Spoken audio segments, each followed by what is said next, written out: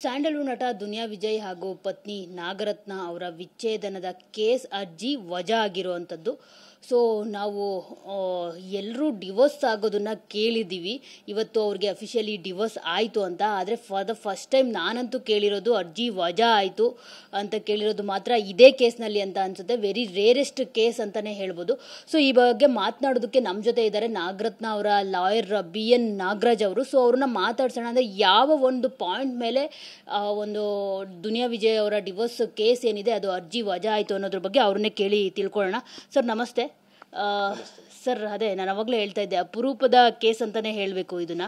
ಅಂದರೆ ಎಲ್ರಿಗೂ lawyers divorce ಕೊಡಿಸ್ತಾರೆ, ಆಲ್ಮೋಸ್ಟ್ ಸಿಗುತ್ತೆ. ಅವರು ಕೊಡೋದಕ್ಕೆ ಒಪ್ಪಿಗೆ ಇರಲಿ ಬಿಡಲಿ, ಹೆಂಡ್ತಿಗೆ ಮತ್ತು ಗಂಡನಿಗೆ ಇಷ್ಟ ಇರಲಿ ಬಿಡಲಿ, ಹಾಗೇ ಆಗುತ್ತೆ ಡಿವೋರ್ಸ್, ಒಂದಲ್ಲ ಒಂದು ದಿನ. ಸೊ ಈ ಕೇಸ್ನಲ್ಲಿ 6 ವರ್ಷಗಳಾಯಿತು ಡಿವೋರ್ಸ್ ಕೇಸ್ಗೆ ಅರ್ಜಿಗೆ ಸಹಿ ಹಾಕಿ. ಸೊ ಆದರೆ ನಾಗರತ್ನ ಅವರು ಬೇಡ ಅನ್ನೋ ಒಂದು ಪಟ್ಟನ್ನು ಹಿಡಿದಿದ್ರು. ಆದರೆ ಈಗ ಮೊನ್ನೆ ವಿಚಾರಣೆಯಲ್ಲಿ ಡಿವೋರ್ಸ್ ಕೇಸ್ ಅರ್ಜಿ ವಜಾ ಆಗಿರುವಂಥದ್ದು. ಸೊ ಯಾವ ಪಾಯಿಂಟ್ ಮೇಲೆ ಅರ್ಜಿ ವಜಾ ಆಯಿತು ಅನ್ನೋದು ಈಗ ಎಲ್ರಿಗೂ ಒಂದು ಕ್ಯೂರಿಯಾಸಿಟಿ ಸರ್. ಸೊ ಹೇಳ್ಬೋದು ಸರ್. ಈಗ ಯಾವುದೇ ಒಂದು ಅರ್ಜಿ ಕೋರ್ಟ್ ಮುಂದೆ ಪತಿ ಹಾಕಿದಾಗ ಸಾಮಾನ್ಯವಾಗಿ ಮಾನಸಿಕ ಹಿಂಸೆಯನ್ನು ಅನುಭವಿಸಿರುವಂಥ ಒಂದು ಕಾರಣಗಳಿಂದ ಅದಕ್ಕೆ ಕಾರಣಗಳು ಹಲವಾರು ಕೊಡ್ಬೋದು. ಒಬ್ಬೊಬ್ಬ ವ್ಯಕ್ತಿ ಒಬ್ಬೊಬ್ಬರು ಒಂದೊಂದು ರೀತಿಯಲ್ಲಿ ಸಫರ್ ಆಗಿರ್ತಾರೆ ಅಂತ ಹೇಳಿ ಕಾರಣಗಳನ್ನ ಕೊಡ್ತಾರೆ. ಅದು ಒಂದೊಂದು ಕೇಸಲ್ಲಿ ಡಿಫರ್ ಆಗುತ್ತೆ, ಬೇರೆ ಬೇರೆ ಕಾರಣಗಳಿರುತ್ತೆ. ಬಟ್ ಓವರಾಲ್ ಆಗಿ ನನಗೆ ಇವರಿಂದ ಮಾನಸಿಕ ಹಿಂಸೆ ಆಯಿತು, ಹಾಗಾಗಿ ನನಗೆ ಡಿವೋರ್ಸ್ ಬೇಕು ಅನ್ನೋ ಒಂದು ಕಾರಣದಿಂದ ಒಂದು ಡಿವೋರ್ಸನ್ನು ಫೈಲ್ ಮಾಡ್ತಾರೆ. ಹಾಗೆಯೇ ವಿಜಯವರು ಕೂಡ ನನಗೆ ಮಾನಸಿಕ ಹಿಂಸೆ ಆಗಿದೆ ಅಂತ ಹೇಳಿ ಒಂದು ಡಿವೋರ್ಸನ್ನು ಫೈಲ್ ಮಾಡಿದರು. ಬಟ್ ಕಾರಣಗಳು ಹಲವಾರು ಕೊಟ್ಟಿದ್ದರು. ಅದರಲ್ಲಿ ನಮ್ಮ ತಂದೆ ತಾಯಿ ಕೂಡ ಚೆನ್ನಾಗಿ ನೋಡ್ಕೊಂಡಿರಲಿಲ್ಲ ನಾಗರತ್ನ ಅವರು. ಈ ಥರ ಸುಮಾರು ಹಲವಾರು ಕಾರಣಗಳಿದ್ದಾವೆ. ಬಟ್ಟು ಎಲ್ಲ ಕಾರಣಗಳು ಅವ್ರೇನು ಕೊಟ್ಟಿದ್ದರು ಅದನ್ನು ಕೋರ್ಟ್ ಮುಂದೆ ಅವರು ರುಜುವಾತು ಮಾಡಬೇಕು.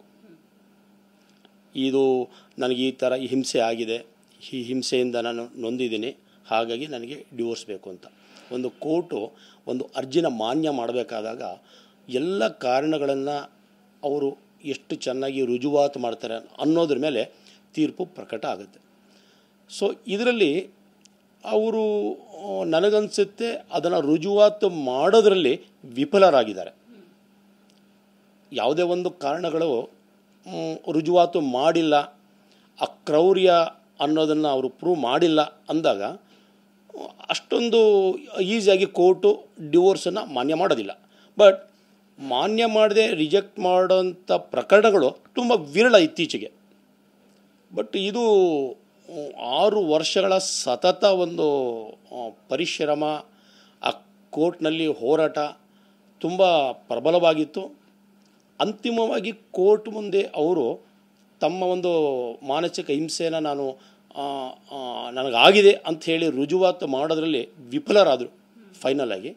ಹಾಗಾಗಿ ಈ ಕೋರ್ಟು ಮಾನ್ಯ ನ್ಯಾಯಾಲಯ ಅವರಿಗೆ ಡಿವೋರ್ಸನ್ನು ಒಂದು ಕೊಡೋದರಲ್ಲಿ